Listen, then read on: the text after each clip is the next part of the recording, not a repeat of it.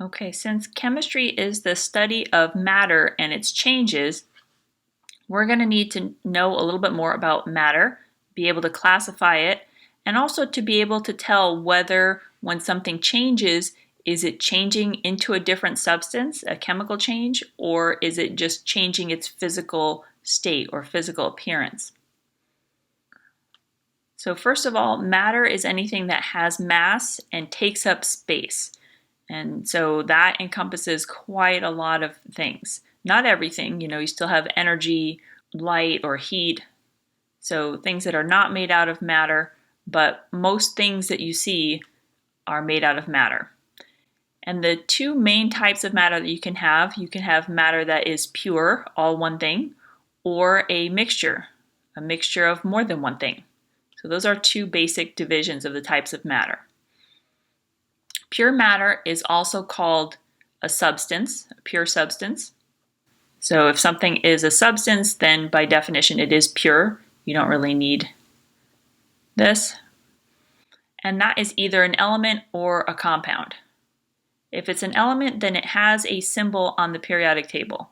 So some students might be more familiar with the periodic table than others, but really that's the final decision whether something's an element or not. Is it on the periodic table? And so we do need to start getting familiar with the periodic table if you are not already. So at least with some of the more common elements, we should try to figure out which things are elements and which things are not.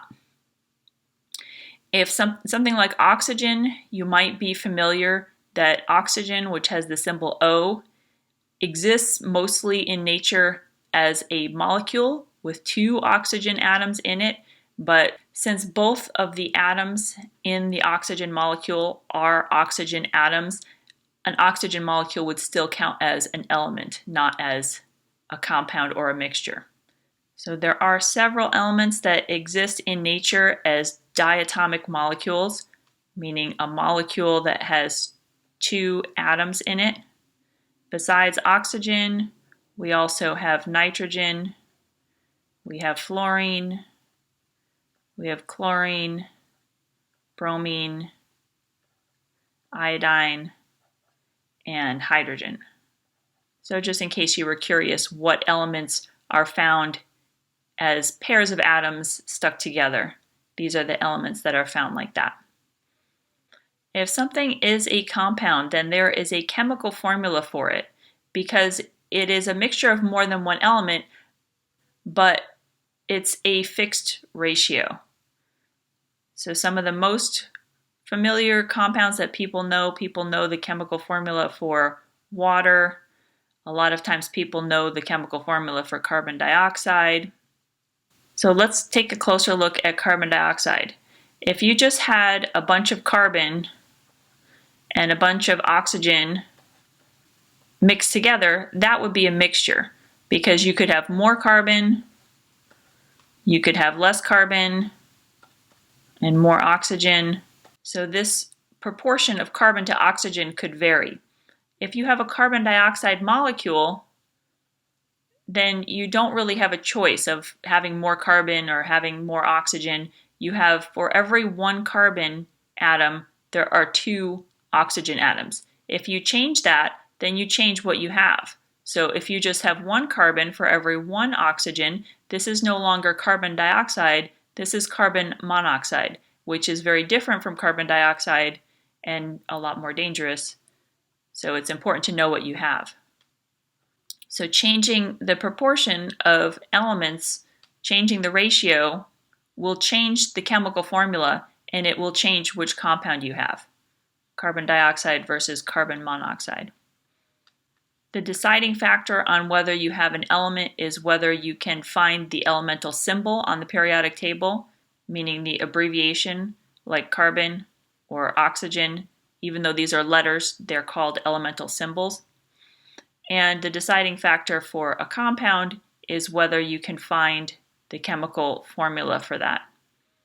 The chemical formula would be written with the elemental symbols, C for carbon, O for oxygen, and then the ratio would be shown by the subscripts.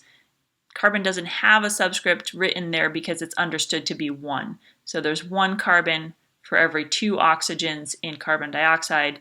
There's 1 carbon for every 1 oxygen in carbon monoxide. And here there's 2 hydrogens for every 1 oxygen in water. If we change that ratio, we have 2 hydrogens for every 2 oxygens in a molecule of hydrogen peroxide, which is an antiseptic you can buy to treat minor injuries in the grocery store or in the pharmacy. Hydrogen peroxide, H2O2, and water is H2O. Okay, so a mixture cannot be written with a chemical formula. You have to have more of a description. I just mentioned hydrogen peroxide being sold in a pharmacy. They don't sell pure hydrogen peroxide. They usually sell a mixture of hydrogen peroxide in water. And so if you read the label, it'll have to have more of a description. It doesn't just have a formula. It might say a 3% mixture of hydrogen peroxide in water. So we need more of a description to describe a mixture. We don't have just a formula for it. And that's because the ratio of the components can be changed. You can have a 3% solution of hydrogen peroxide. If you want hydrogen peroxide to bleach your hair, you need something stronger, at least 12% hydrogen peroxide. So this mixture can have different amounts of components in it. We can describe a mixture as being homogeneous or heterogeneous. Homogeneous means it's mixed uniformly, so it's kind of evenly mixed. And evenly mixed down to the microscopic level. Okay, so when something is really mixed with water, it looks dissolved. So it looks clear or transparent. If you mix sugar and water, the sugar will dissolve with the water and you won't be able to see the sugar anymore. The mixture will become transparent or clear, and so that would be a homogeneous mixture. If you mix flour and water, you can stir it up pretty well and spread all the flour around and get all of the flour wet, but the flour is not going to dissolve. It will get all wet, but it won't dissolve. It will still be cloudy, and if you stop stirring it, the flour is going to start settling to the bottom, and the water on top is going to have a little bit less flour in it. And so that's a heterogeneous mixture. So the flour and water mixed together are cloudy. If you looked under a microscope, you would see little particles of flour not dissolved in the water, and so that is a heterogeneous mixture. If something is even more heterogeneous, like if you took a bunch of chocolate chips and tried to dissolve them in water, that would be very clear that the chocolate chips are just sitting at the bottom of the bowl, not dissolved in the water, and that would also be heterogeneous. I wanted to talk a little bit more about metal alloys because a lot of times people find this confusing. A metal alloy is a homogeneous mixture of metals. So this is an exception to the hint I gave you for something to look clear or transparent.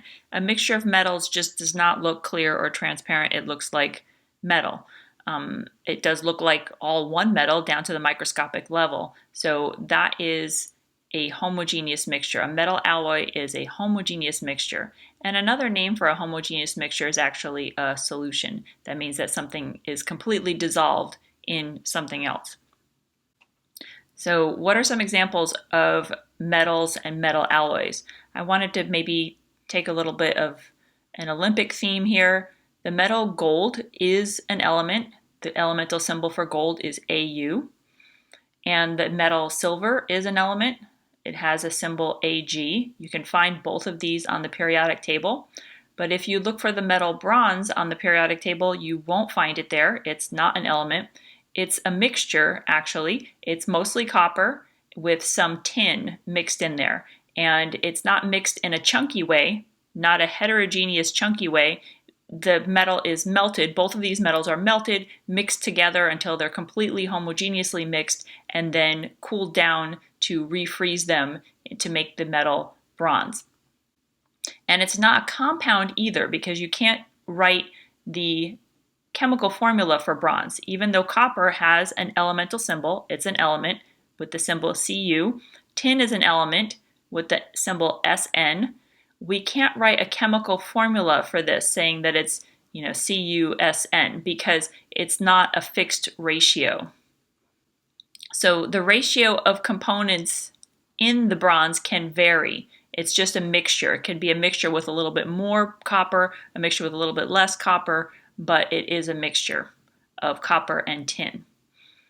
So some of the gold and silver that you see in jewelry is also not a pure element, it's a metal alloy.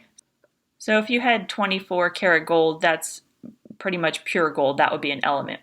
If you have 18 karat gold, then it's only 75% gold mixed with other metals such as silver and copper. So this would be a mixture. It would be a metal alloy. Also, sterling silver is a mixture.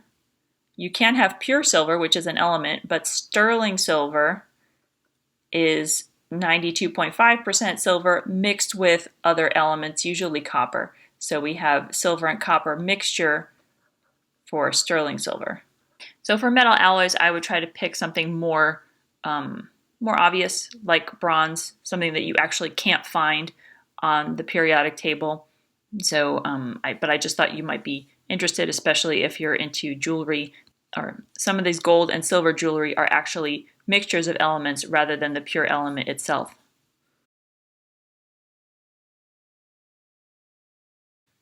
All right, let's try classifying these examples here from your note packet. We did mention water before when we were talking about it. I think that most people know the chemical formula for water. If you can write the chemical formula, or if you know that someone else can write the chemical formula for something, then it is a compound. Orange juice does not have a chemical formula. It's a mixture of water and sugar and vitamin C and some pulp. Even with the pulp-free orange juice, it's not transparent. You can't see through a glass of orange juice like you can through apple juice. So it's cloudy. And so the mixture is heterogeneous in the case of orange juice. Silver, we did mention before, is an element. It has the symbol Ag. Glucose is another substance that many people have heard of the chemical formula for. So C6H12O6 in school when you're learning about photosynthesis and stuff like that. A lot of times kids learn the formula for glucose, C6H12O6. So this is a fixed ratio of carbon, hydrogen, and oxygen, and it is a compound. Helium is another element. It has the symbol He. Caffeine, even though maybe a lot of people don't know the formula for it, some people might have seen the structure drawn on coffee mugs or on t-shirts, but it is a specific compound, C8H10N4O2, so that makes it a compound. So caffeine is always the same pure substance. It can be found as part of a mixture when you put it into coffee, or it could be in soda, but that is one of the compounds that's found in those mixtures. The caffeine itself is a pure compound. So chocolate milk is a mixture. Again, it has water, it has protein, it has sugars, it has cocoa powder or cocoa syrup mixed in there. And since it is not clear or transparent, it's heterogeneous. So the air in whatever room you are in would be a mixture of different gases. It's not all one gas. You can't write the chemical formula for air. There is not an elemental symbol for air. It is a mixture of various gases. And if it's not cloudy or foggy or smoky in your room, then it might be a homogeneous mixture. I'll put homogeneous if not cloudy. It is not cloudy or smoky in my room, so I'll say it's homogeneous. If you're in a smoky room, you can say it's heterogeneous. Any metal alloy is a homogeneous mixture. So this is a mixture and it's homogeneous, even though it's not transparent. It is still uniformly mixed down to the microscopic level. It's just that metal is not transparent. And pewter is mostly tin. Antique pewter might have some lead in it. Today, pewter doesn't have lead if it's going to be used for dishware, so it might have some antimony and some copper. So it's mostly tin, but it's mixed with other metals, and that makes it a homogeneous mixture. Before we talk about the difference between chemical and physical change, I just wanted to mention the states of matter. We are just going to be working with solid, liquid, and gas, not plasma or any of the other cool, extremely rare physical states that physics people keep coming up with. And probably people are familiar with the different characteristics of a solid, liquid, and gas. The solid is the most packed together of the three, has a definite shape and volume. If you have a round beaker and you have a solid cube and you put the solid cube into the round beaker, it's going to stay a square cube. It's not going to become round like the beaker. It's also not going to expand to fill the beaker if the beaker is larger than the solid that you put in there. The liquid has a definite volume, so if you put it into a round beaker, it will become round. So it'll be like a little round disc on the bottom of your beaker, but it is not going to expand to fill the beaker. If you put 100 milliliters of liquid into a 600 milliliter beaker, it is not going to fill the entire beaker. A gas, however, will take the shape of the container and fill the entire beaker. So if you put 100 milliliters of gas into a 600 milliliter beaker, it will spread out and fill all 600 milliliters of the beaker.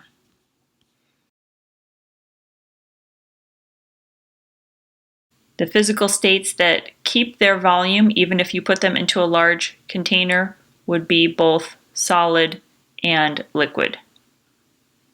Even though the liquid would change shape, it would not change its volume. So in addition to being clear on what the different physical states are, solid, liquid, and gas, we should just make sure that we know what the changes in these physical states are called. Going from solid to liquid is called melting. It can also be called fusion, which is a little bit unusual, but we're going to be studying heat of fusion at the end of this chapter, and that is the heat required to melt something. So melting or fusion is what we call going from solid to liquid. The reverse, liquid to solid, would be freezing. It can also be called solidification. Going from liquid to gas is boiling. If it's happening little by little over time, then generally it's evaporation. It can also be called vaporization.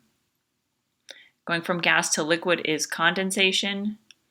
And then these two are a little bit more unusual. Something going from solid directly to gas, if you've ever worked with dry ice, solid carbon dioxide changes directly into gaseous carbon dioxide. It does not melt and become a liquid, and this is called sublimation. The dry ice sublimes. And then the opposite, going from gas to solid, would be deposition. So an example of sublimation would be when you see dry ice going directly from solid to gas. This one is if you see frost in the morning on your lawn. Your lawn didn't get wet and then freeze. Moisture in the air goes directly to being frozen ice on your lawn.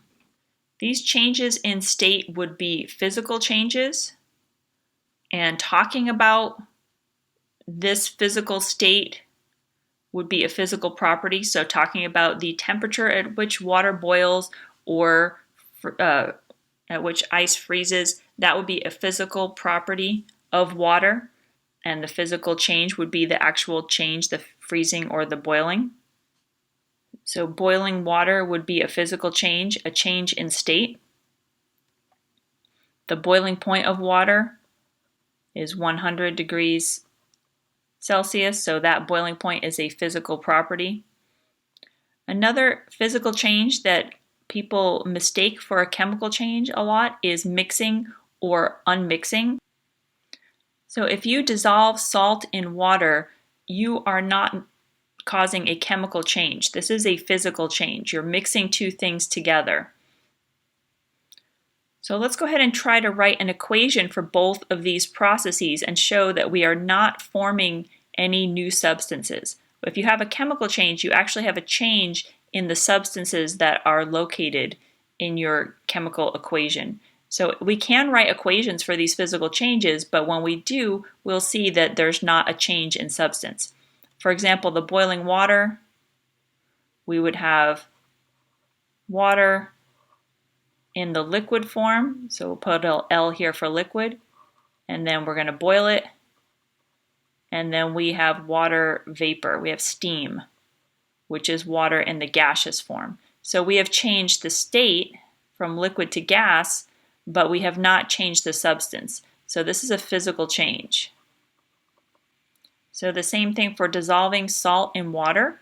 We have some table salt, sodium chloride, and I'll put a little S here for solid. We have solid sodium chloride, and we have some water, which is a liquid. When we mix them together, the sodium chloride is dissolved. It is still sodium chloride though. This time for the state, we'll write aqueous, AQ, meaning dissolved in water. So when we write a chemical equation, we can use these little notations to show what state the substance is in, if it's a solid or a liquid or a gas. And then for chemical equations, we will also use AQ, meaning that it's dissolved in water. So the AQ means aqueous, which means that it's dissolved in water. So when we write the equation for dissolving salt in water, we can see that we start with salt and water, and in the end we still have salt and water. We have not made anything new. We started with the salt being solid, and in the end it was dissolved, but what it is, the substance, the composition, did not change. And so this is also a physical change. Going from not dissolved to dissolved is a physical change, not chemical change. So what would be a chemical change? We need to be able to show new substances being formed and others going missing when we write this chemical equation.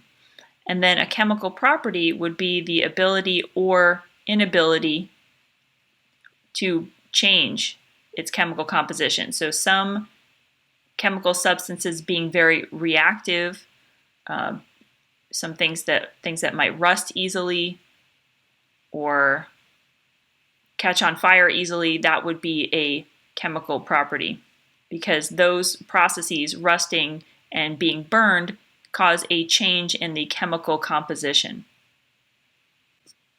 All right, so a chemical change would be something rusting or something burning, because the things that you had are being lost. When you rust something, you start with iron. Here we have iron, solid iron, oxygen, gaseous oxygen. They combine to make rust, which we have here as iron 3 oxide. So we have a new substance that we didn't have before, an iron oxide. The iron that we used to have and the oxygen that we used to have gone away. They're no longer there. So this is a chemical equation showing new substances being formed and old substances being lost. So those of you who have had chemistry before will notice that this is not a balanced chemical equation. We'll learn that in chapter 4, how to make sure that we have the same number of iron in the beginning and in the end, but just to show you that the substances themselves are changing. This would be a chemical change. It's a chemical change because the substances we used to have are no longer there in the end. We have something new. Let's identify each of these properties called out in bold as either a chemical property or a physical property. All right, to keep this from getting too crowded, I'll try to do a little color coding here. So if something is chemical, I'll highlight it in pink with a C. If it's physical, I'll highlight it in blue and put a P here. So the fact that dry ice is solid, it's a solid form of carbon dioxide, that is its physical state. So that's a physical property. Sublimation is the fact that it changes from a solid to a gas, and this is what temperature that happens. That is a physical change, and so this is a physical property, the temperature at which that change happens.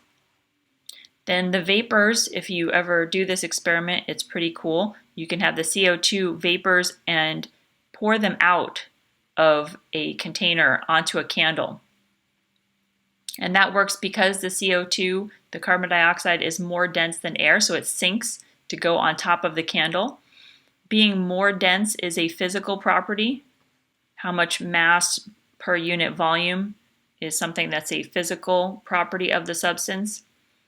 The fact that it is not flammable, that the CO2 does not catch fire when it hits the candle flame, is a measure of how readily CO2 changes into a new substance. That is a chemical property, being not flammable. However, CO2 can change if you dissolve it in water. It can react with the water and form carbonic acid. So that is a chemical change, a change in substance from CO2, carbon dioxide, to carbonic acid. And the fact that it is able to do that is a chemical property. Let's take a look at some of these described changes and figure out whether they are chemical or physical changes. Condensation forming on the outside of a cold soda can, that is water vapor in the air. So if it's a humid day, we have gaseous water all around us. It hits the cold soda can and it becomes liquid water. So it's still water. That means it is a physical change. It has not changed its chemical composition. It has not changed the substance, so it is a physical change. If you open the soda, the gas that was in there that was under pressure will come out. So we have gas that is dissolved in the water. Carbon dioxide gas is dissolved in the water, in the soda, the mixture of water and other things that soda is. So that CO2 that was dissolved, aqueous for being dissolved, becomes gas and escapes from the solution first and the can next. So this is also a physical change because the carbon dioxide that was in the soda was dissolved and now it's not dissolved, but it did not change what it was. So what is happening when you spill some soda and let it quote unquote dry up and become sticky? So the soda has water in it. It also has sugars and colorings and other ingredients. But when you spill the soda on the table, those other ingredients, the sugar and the caramel coloring and the caffeine and all that stuff, doesn't evaporate very easily. So that stuff stays behind and the water evaporates. So liquid water becomes water vapor. That's what happens when something is drying. And the rest of the ingredients stay behind on the table and become sticky. So those other ingredients are still the same. They haven't changed. What's happened really is that the water has changed physical state. So this is also a physical change.